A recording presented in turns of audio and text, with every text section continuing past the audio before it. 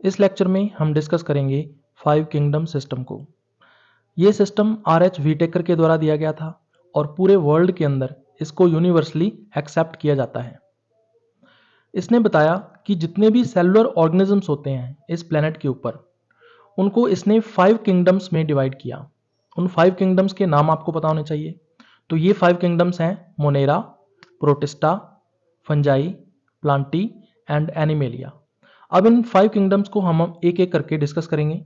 सबसे पहला किंगडम इसने बनाया मोनेरा। इसने कहा जितने भी प्रोकैरियोट्स होते हैं वो सारे के सारे प्रोकैरियोट्स मोनेरा किंगडम के अंदर उसने रखा। तो 3 मेन ग्रुप्स हैं ऑर्गेनिजम्स के जो प्रोकैरियोट्स होते हैं और मोनेरा के अंतर्गत आते हैं, जिसमें पहला नाम आता है ब्लू ग्रीन एल्गी का, जिसको हम साइनोबैक्टीरिया भी कहते हैं। इसके अलावा दूसरा ग्रुप आता है माइकोप्लाज्मा का और तीसरा ग्रुप आता है बैक्टीरिया का। तो इन 3 ग्रुप्स को छोड़कर जितने भी लिविंग ऑर्गेनिजम्स होते हैं वो सारे के सारे यूकेरियोट्स होते हैं। उसके बाद नेक्स्ट जो किंगडम इसने बनाया दूसरा, वो है प्रोटिस्टा। इसने कहा जितने भी यूनिसेलुलर यूकेरियोट्स होते हैं वो सारे के सारे प्रोटिस्टा के अंतर्गत आते हैं। तो इसमें अगर अपने एग्जाम्पल्स की बात करें तो एनिमल्स में नॉन कोडेटा के अंदर आप लोग सबसे पहला जो फाइलम पढ़ते हो प्रोटोजोआ, वो इसके अंतर्गत आता है। प्रोटोजोआ में यूनिसेलुलर एनिमल्स आते हैं और इस वजह से ये प्रोटिस्टा के अंतर्गत रखा गया है। इसके अलावा प्लांट्स की अगर अपने बात करें तो कुछ एल्गी भी हैं जो यूनिसेलुलर होते हैं। फॉर एग्जाम्पल अगर अपने बात करें तो क्लेमाइडोमोनास है, इसके अलावा क्लोरेला और एसिटाबुलेरिया। इसके अलावा कुछ फंजाई भी हैं, जैसे कि यीस्ट जो है ये एक फंगस है और यूनिसेलुलर यूकेरियोट होने की वजह से इसको प्रोटिस्टा के अंतर्गत रखा जाता है। उसके बाद तीसरा जो किंगडम इसने बनाया वो है फंजाई।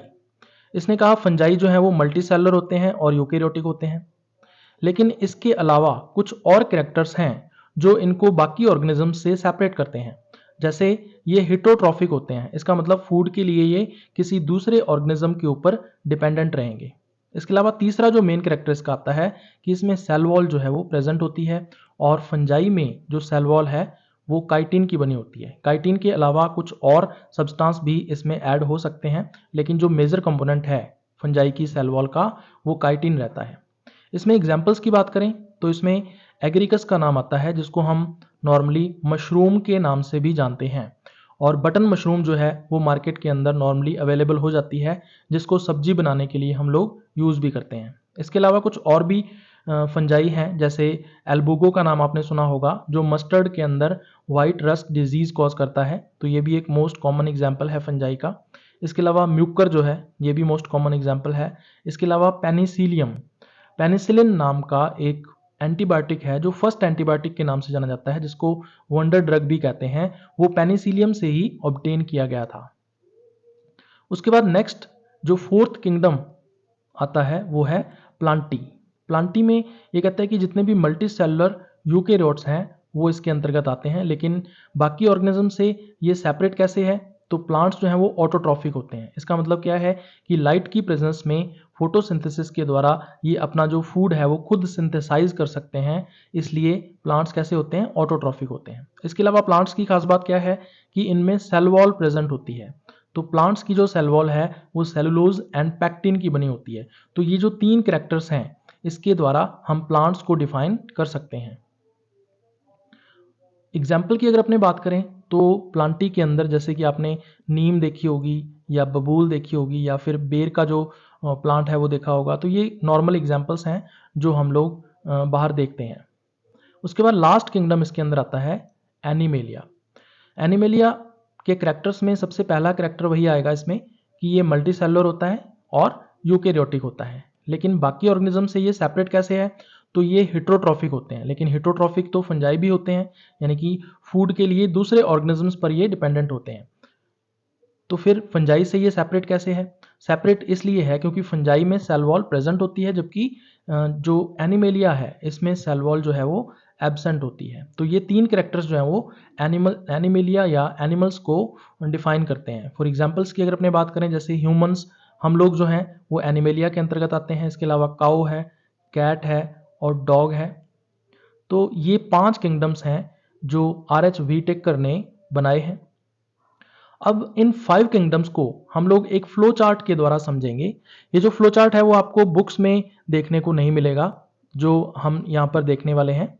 तो इसमें सबसे पहले हम लोग लिविंग ऑर्गेनिजम्स लेते हैं। इस अर्थ प्लेनेट के ऊपर जितने भी सेलुलर लिविंग ऑर्गेनिजम्स हैं उनको 2 ग्रुप्स में हम डिवाइड कर सकते हैं। सबसे पहला है प्रोकैरियोट्स और दूसरा है यूकैरियोट्स। तो जितने भी प्रोकैरियोट्स हैं उनको मोनेरा किंगडम के अंतर्गत रखा गया है। अब दूसरा यूकैरियोट्स की अगर अपने बात करें तो इसको हम 2 ग्रुप्स में डिवाइड कर सकते हैं, यूनिसेलुलर एंड मल्टीसेलुलर। तो जितने भी यूनिसेलुलर यूकैरियोट्स होते हैं उनको प्रोटिस्टा किंगडम के अंतर्गत रखा गया है।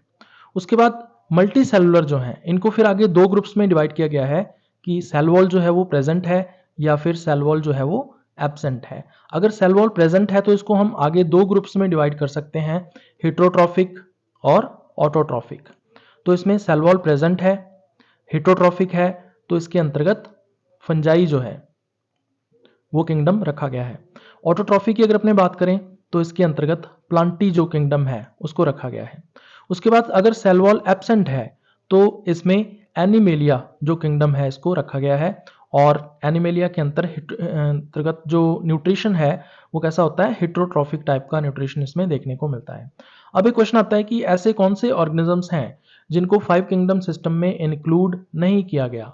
तो जो नॉन सेलुलर ऑर्गेनिजम्स होते हैं, यानी कि ऐसे ऑर्गेनिजम्स जिनमें सेल वॉल एब्सेंट होती है, सेल वॉल नहीं, सेल एब्सेंट होती है, उन ऑर्गेनिजम्स को 5 किंगडम सिस्टम में नहीं रखा गया है। फॉर एग्जांपल जैसे कि वायरस की बात करें तो वायरसेस को 5 किंगडम सिस्टम में इंक्लूड नहीं किया जाता है